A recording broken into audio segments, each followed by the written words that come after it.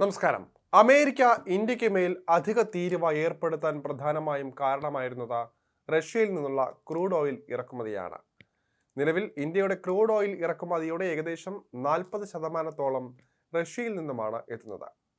മുൻകാലങ്ങളിൽ ലഭ്യമായിരുന്ന അത്ര വിലക്കിഴിവ് ഇപ്പോൾ ലഭ്യമല്ല എങ്കിലും മറ്റ് രാജ്യങ്ങളുമായി താരതമ്യം ചെയ്യുമ്പോൾ റഷ്യയിൽ നിന്നുള്ള ഇറക്കുമതി ലാഭകരമായതിനാൽ അമേരിക്കൻ ഭീഷണി വകവയ്ക്കാതെ തന്നെ ക്രൂഡ് ഓയിൽ ഇറക്കുമതി ഇപ്പോഴും ഇന്ത്യ തുടരുന്നുണ്ട്.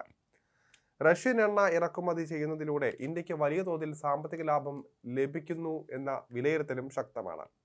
എന്നാൽ റഷ്യയിൽ നിന്നുള്ള കുറഞ്ഞ വിലയിലുള്ള എണ്ണ ഇറക്കുമതിയിലൂടെ ഇന്ത്യക്ക് ലഭിക്കുന്ന വാർഷിക ലാഭം $2.5 ബില്യൺ മാത്രമാണെന്നാണ് കഴിഞ്ഞ ദിവസം പുറത്തു വന്ന ഒരു റിപ്പോർട്ടിൽ പറയുന്നത്.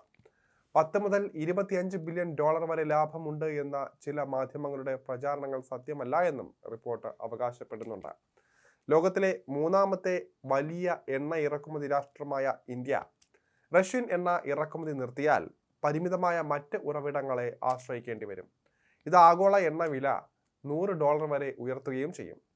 യുക്രൈൻ യുദ്ധത്തിന് ശേഷമാണ് ഇന്ത്യയുടെ റഷ്യൻ എണ്ണ ഇറക്കുമതി വലിയ തോതിൽ വർദ്ധിക്കുന്നത്. അങ്ങനെ മൊത്തം എണ്ണ ഇറക്കുമതിയിൽ 1% താഴെ മാത്രമായിരുന്ന റഷ്യൻ എണ്ണ ഇപ്പോൾ ഏകദേശം 40% ഉയരുകയും ചെയ്തിട്ടുണ്ട്.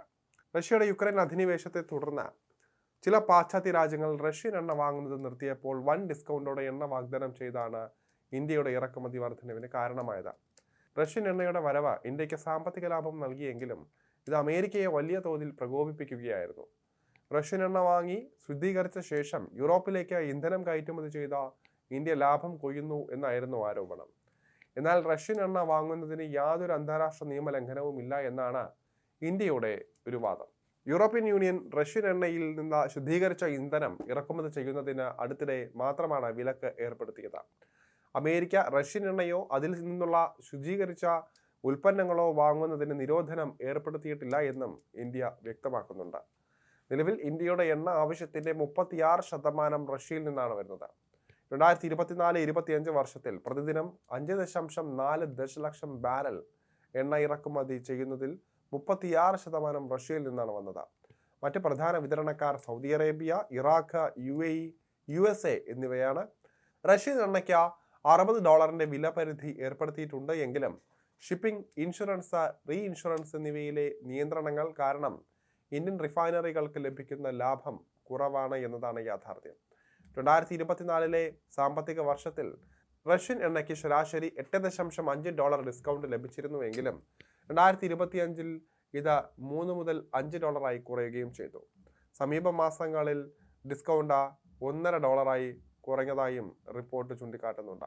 2024 സാമ്പത്തിക വർഷത്തിൽ ഇന്ത്യൻ എണ്ണയ്ക്ക് ശരാശരി $8.5 ഡിസ്കൗണ്ട് ലഭിച്ചിരുന്നുവെങ്കിലും 2025 ഇത് $3.5 കുറഞ്ഞു. സമീപ മാസങ്ങളിൽ ഡിസ്കൗണ്ട് $1.5 വരെ കുറഞ്ഞതായും റിപ്പോർട്ട് ചൂണ്ടിക്കാട്ടുന്നുണ്ട്. ശരാശരി $4 ഡിസ്കൗണ്ട് കണക്കാക്കിയാൽ 2025 ഇന്ത്യക്ക് ലഭിക്കുന്ന മൊത്തം ലാഭം $2.5 ബില്യൺ മാത്രമാണ്. അതായത് GDPയുടെ 0.6% മാത്രം. നിലവിലെ ഡിസ്കൗണ്ട് അനുസരിച്ച് ഈ ലാഭം $1 ബില്യൺ കുറയുമെന്നും റിപ്പോർട്ടിൽ അവകാശപ്പെടുന്നുണ്ട്. റഷ്യൻ എണ്ണ ഇറക്കുമതി നിർത്തിയാൽ ആഗോള എണ്ണ വില $90 മുതൽ $100 ഉയരുമെന്നും റിപ്പോർട്ട് മുന്നറിയിപ്പ് നൽകുന്നുണ്ട്. ഇന്ത്യയുടെ ഇറക്കുമതി നിന്നാൽ റഷ്യയ്ക്ക് 1 ദശലക്ഷം ബാരൽ എണ്ണ, അതായത് ആഗോള വിതരണത്തിന്റെ 1% വിൽക്കാൻ വിപണി കണ്ടെത്താൻ ബുദ്ധിമുട്ടായേക്കും.